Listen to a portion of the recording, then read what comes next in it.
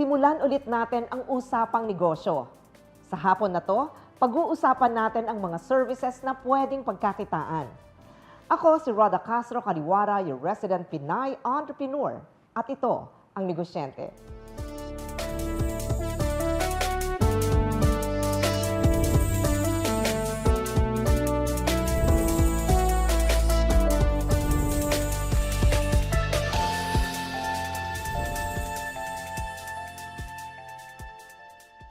Nagpapatakbo ng multiple businesses habang nagpapalaki ng anak. Paano kaya nagawa ng ating mompreneur na si Maricar?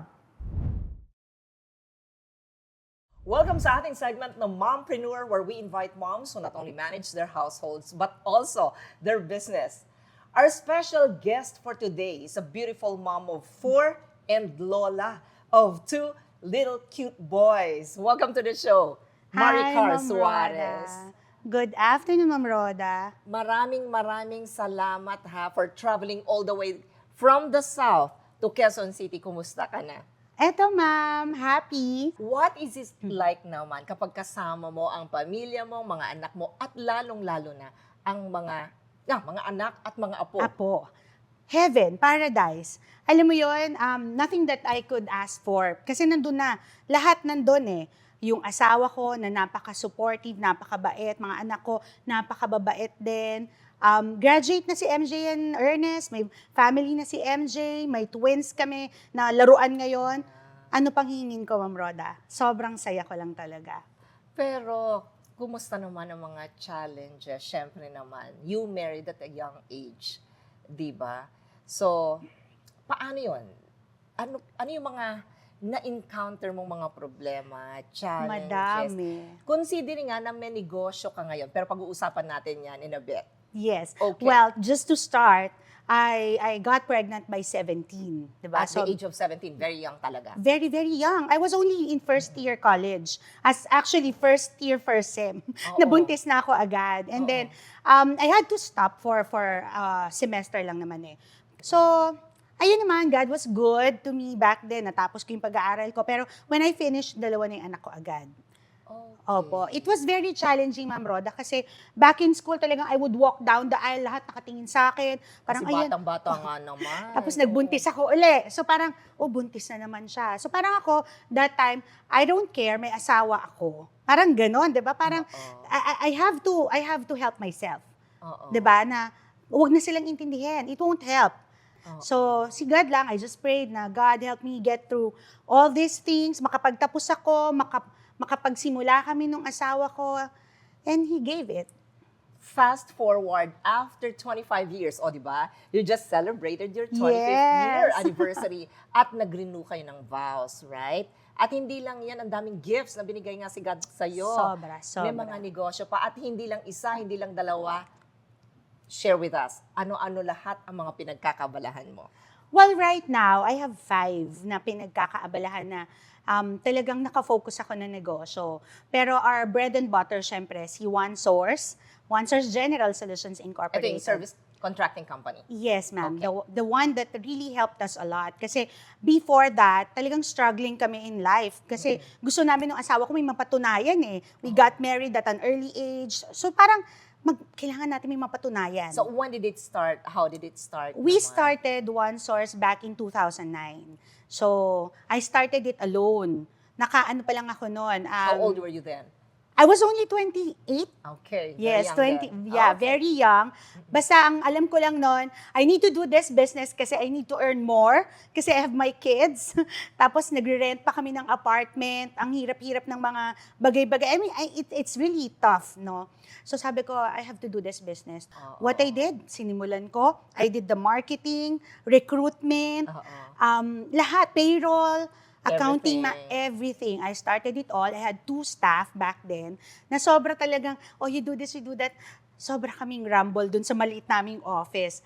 Pero when we started growing big, nag-rent na kami ng bigger office until we acquired our first ever office. At hindi lang yan ang binigay sa'yo at in-entrust sa'yo. Meron ka ngayong napakagandang, di ba, parang garden na hindi mo malaman, resort, or it's a beautiful place. Yeah, Na it nasa is. Nueva Ecija.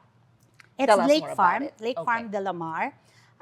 Actually, we acquired that during pandemic. So, one of the biggest blessings din. God has always been good to us, Ma'am Roda. Kasi, biruin mo, pandemic, tapos nakuha namin siya. And the vision back then was just to have some place na magtatanim kami. Kasi nga, pandemic. Correct. Plantita, Oo, plant oo. mom. So, sabi ko, I want a bigger space para hindi lang mga kung ano-anong plants yung natatanim ko. Something that could help people din, di ba? Pag yung mga natanim ko, na pwede kong i-share sa mga staff, gano'n. Oo. Tapos retirement place na rin. Pero nung nagtanim kami, Ma'am Roda, I remember, we planted about 1,000 chili plants. Madami, may mga mangoes kami doon, may calamansi. Kaso lang, when we harvested, ang sakit pala talaga, magtanim ay hindi biro talaga. So, coming from there, sabi nung asawa ko, why not we transform the place? May meron pa rin mga planting, pero haluan natin ng resort concept. Kasi we have a very good view of the Pantabangan Lake. Okay. As well as the Sierra Madre Mountain Ranges. Sobrang ganda. So sabi niya, let's make it something like a farm resort. Yeah. So na-stop yung asawa ko doon. Siya yung concept. And I did everything na. So ako, nag-start na ako. Oh, I want this Instagrammable spot be placed here. Yung parang sa bali ng mga sun, there's the heart, the nest. Basta lahat yan. Ako isip saan ilalagay. Paano gagawin? I got my staff back in Laguna. Dinala ko ng Nueva Ecija to help me with yung mga ka-arte na gusto kong mangyari. And then we started advertising ng mga camping, glamping. So, kumpleto siya. Kompleto. And the next thing we knew, dinadagsa na kami, ma'am. So, no matter how busy you are sa mga negosyo, nandun pa rin yung attention mo Of course, sa mga of anak. course. And we Wow. never forget yung mga pep talks namin ng mga anak ko. I love teaching them yung mga lessons ko sa buhay. Maraming salamat for being on the show. Maraming salamat sa lahat ng effort. At saka yung time sa pagpunta rito, ang napakaganda naman na nanay na lola pa, Maricar Suarez. Thank you so much, Ma'am Roda. Running a business and being a parent, parehong nangangailangan ng pasensya at tiyaga. Magbabalik, one of the most successful women in the business scene, isang inspirasyon para sa lahat ang makikilala natin ngayon. Halina't matuto sa kwento ni Miss Elsie Chua. Hi, I'm Melissa Elsie Chua. I'm the chairperson of Melawares and CEO President of CDC Holdings and CDC Homes.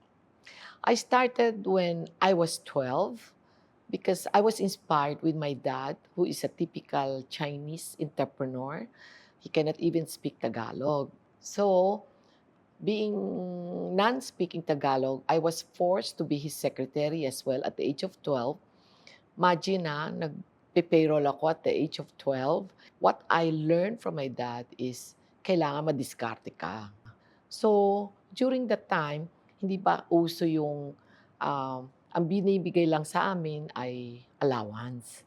So, wala kaming luxury to buy our clothes, our shoes. Diba ang shoes natin noon, until Pasko na lang tsaka papalitan kahit sira na yung likod. So, what I did during 12 years old, my first venture is halo-halo. During summer, at the age of 12, nakita ko, it's too hot, masyadong mainit. E naaawa ako sa mga tao namin. So I thought, how I will relieve them from the heat. So I thought, pumasok yun ang sinasabi kong kung may problema or crisis, may opportunity. So doon ko na-resolve, gawa nga ako ng halo-halo. So, tamang-tama, ang bahay namin nun sa Caloocan is across the market. So, what we did, I asked my father for 5 pesos, initial fund. And every day, during that summer, I made 1 peso per day. So, sabi na, dito ang father ko kasi I made 5 days in a week lang ako gumagawa. Pag Saturday, Sunday, pahinga. So, I made 20 pesos that time when I was 12. And you know that 20 pesos is equivalent to 20,000 now. So, doon ang beginning ko to realize, ganito pala mag-business. So, and then when I finished my college, nag-ano kami, I work in the bank. I was a banker for 6 years, doing my 9 to 5 job. So, the bank that I work is always number one. Kasi ganun ako kapikon. I want my bank always the top. So, ang trabaho ko is business development and sales. That is where I met all the Chinese rich business people in Caloocan, Malabon, Camanaba, Navotas, and Valenzuela. So, nung na-realize kong I've reached that stage na because I want to give more flexibility so I can do more time with my family, my growing family. So I thought, why not do an entrepreneur? But ang challenge sa akin at that time, the manager, kasi nga kami ang number one, ako yung inaasahan sa mga paghawak ng mga client, I'm the jack of all trade of that branch in Consolidated Bank. Binigyan ako ng offer so that I will stop planning my entrepreneur. They gave me 4 times my salary, and then they gave me a promotion to be the branch manager, etc., etc. And then nung mabalita ng mga ibang bangko na I'm resigning, I'm being poached as well. But seeing the opportunity, I talked to my husband. Sabi niya, karma, huwag na natin gawin yon. Okay. So, nagbakasyon ako ng 1 month. In that 1 month, that opened my eyes. I saw in Divisoria, nako, kasi being housewife, di ba? Gustong-gusto natin bumili ng mga plato. Nako, sabi ko, bakit lahat nandito puro porcelain at napakamahal? And then, pag tinignan ko naman, kasi siyempre, ano pa lang ako noon, starter family, so maliit lang ang budget ko for my dinnerware. Doon ko nakita yung opportunity. Pag plastic doon, parang it's not may word yun eh. You can pronoun it. So what we did, since yung husband ko is just starting with his plastic, yung mahjong na material resin, sabi ko sa kanya, pwede bang gawin natin itong plato? Yon. Doon ang start ng Mellowware. So nag-start kami with Mellowware. But ang challenge doon, sabi ko sa husband ko, I want a very nice, exquisite ang design, light, and appealing to my business, to the women who is our buyer. Sabi ng husband ko, naku, wala tayong pera to buy those machines so that we can produce the kind of plates you like. So being a banker, nakatulong sa akin. So, nakagawa ako ng business plan, financial feasibility study, and went to the banker. So, the history is I was approved with 500,000 initial loan. Yun ang humble beginning ng Mellowware. At ang humble beginning namin, I started with 8 employees to become 500 employees in the factory alone. Right now, we have 250 retail outlets all over the Philippines. And as well, we branch out to be in the food service industry, serving Jollibee, KFC, and also we moved to the hotel, caterers. So mostly of our clients are in hotel like Ascot, Dusit, and also the casinos. So yun ang naging namin ngayon. So thankfully, yung mga tao ko, they also grow with us. Ang mga lolo nag-umpisa, to the son nag-umpisa, now it's their children managing the business for me. And the opportunity came during the early 80s when the property have plummeted. Imagine, 50 pesos lang per square meter and 250 pesos yung mga commercial property. So ako, instead of sending money abroad, ganun ang ginagawa ng mga tao before. But for me, being my love for my country, I still believe in the Philippines, so I invested in my hard-earned money in properties. And then, for me to grow, ang ginawa ko, I look for mentors. The mentors to teach me how to read construction plan, how to guide me on building homes, building buildings. And as well, I've learned from my mentors the skills in selling. Kasi accountant ako eh, mahihain ako. But look at me now, I can face you, di ba? From 1986 up to 2006, we already built more than 10,000 units. And in the year 2006, we rebranded our property development under CDC Holdings, or the brand of our property are CDC Homes. In fact, we are not only property developer, we're also property selling, and also we're managing properties and hotel management. As you can see where I am now, it's the Citadines Millennium Ortigas, because I was the one who brought Ascot in the Philippines in the year 2000. The first property that they have is under Somerset Millennium in Makati. So, pioneering, dinala ko yung service apartment concept with an international management. What can I share based on my experience? What are the 5 habits to be successful in business? I think the first thing that we have to is to continue learning. We call it learn and relearn. We have to adapt to the market change so that mabilis, kumbaga sa driver's seat, mabilis ka mag-adjust. Number 2, nothing beats hard work. It's only through hard work that you will see as an entrepreneur, it's 24/7, walang 8 hours na lull time. As needed, if you need, the most important is you have to be result-driven and achieve your target.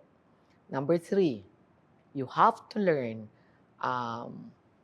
what your interest. Like me, paano ako napunta sa real estate?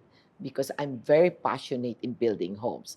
So follow your dream and be passionate, because pag sinunod mo yan and having a positive attitude, you will never feel tired and all the creativity, innovation will follow.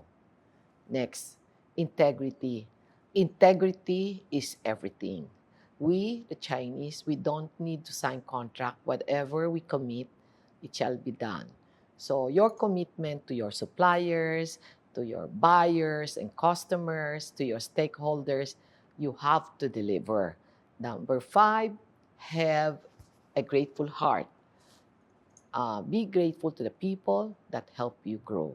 This is really important. And among this, when you already achieve the success, please always stay humble and make your feet on the ground. Thank you. From her humble beginnings, now at the top, importante pa rin ang integrity para kay Miss Elsie. Iba pa rin ang tagumpay na maidudulot ng pagiging tapat at matyaga. Up next, Sagot Kita. Tanong, handang-handa na bang iyong negosyo? Roda, ano ba yung mga bagay na importante na dapat kong paghandaan sa pagpasok ko ng negosyo?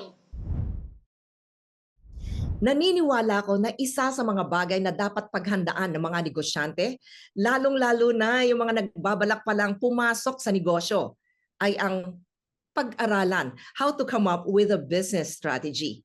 Para lalo nating maintindihan ano nga bang ibig sabihin ng business strategy at gaano ito kaimportante para sa paglago at tagumpay ng isang negosyo. With 32 years of teaching brand management and sales at De La Salle University, Professor Benison Ku, or mas kilalang Ben Ku. Hi, Professor Ben. Hi, good afternoon, Rhoda. Magandang araw sa iyo. Maraming salamat sa iyong oras. Alam ko nasa biyahe ka pero nagbigay ka ng oras para sa interview na to. Oo naman, para sa iyo, anytime. Okay, Professor. One ultimate goal nga naman ng mga negosyante is to make their business grow, di ho ba? Kaya aside from having a mission, vision, and objectives sa pagninegosyo, mga ibang businessmen develop or build a business strategy. Can you tell us, Prof, ano nga bang ibig sabihin ng business strategy at paano ito nakakatulong sa paglago ng negosyo? Well, ang business strategy in a layman's language ay isang roadmap na kailangan mo tahakin para makuha mo kung ano ang gusto mong ma-achieve by the end of the day. Ito ay ginagawa from the start, no? Once you develop your mission vision and your goal, then you have set certain objectives para abutin ang tinatawag natin yung ating goals and objective. Now, by doing so, you use business strategy to be able to achieve those. Okay. Pero Prof, how can one naman develop and build a business strategy? May proseso ho ba ito? Paano ito or paano tayo makakasiguro na effective nga ang business strategy ng isang negosyante? Well, first things first, importante, you have to do your own environmental scanning. No? That means to say, pag-aralan mo mabuti what your competition and what competition is doing. Okay? After you've already studied them, you have to be able to find out what would make you different from them. That's what we call developing the unique selling proposition. That's something that hindi naman kailangan ultimately sa iyo lang, but you have a clear-cut advantage na in that particular uniqueness. No? Once we develop that, then you create strategies to be able to promote that said uniqueness para malaman ng merkado at malaman nila kung saan ka hahanapin. So kailangan mo palang makita muna yung kompetisyon. Sino ba yung mga nasa paligid mo before creating one? Yes. All right. Prof. Ben, I know nasa daan ka ngayon. I will not take too much of your time. Pero parting words po, karagdagang advice and tips sa mga negosyante, lalo na sa usaping business strategy.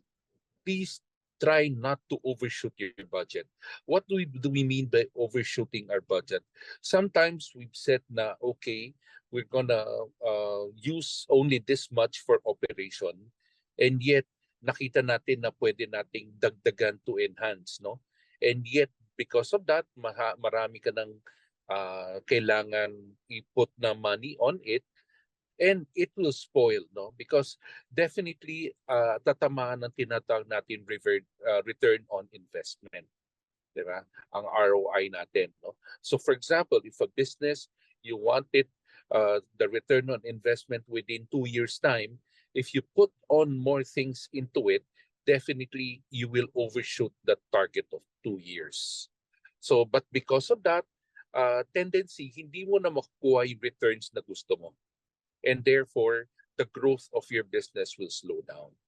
Well, ang importante dito, okay, you identify, as I said, kung anong pinaka-uniqueness mo, and from there, you try to develop kung saan, for example, ang magiging strength mo versus your competitors, no?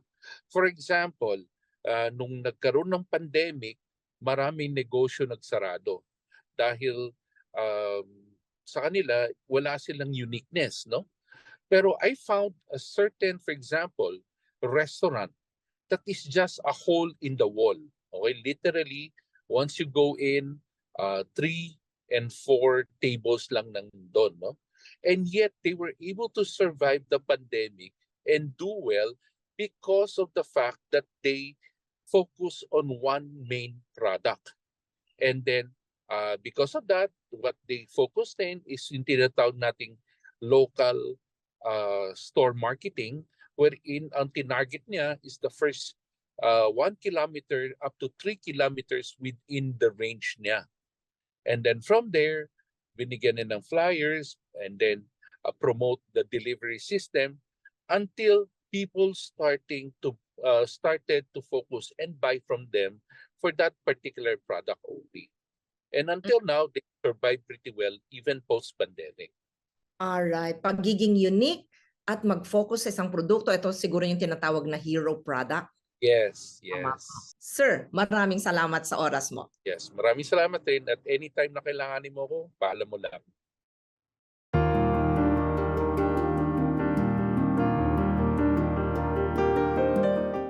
Nagbabago man ang mga uso o trending, hindi magbabago ang mga pundasyon ng pagninegosyo. Ako si Rhoda Castro-Caliwara na naniniwalang pag may negosyo, may trabaho. See you next week.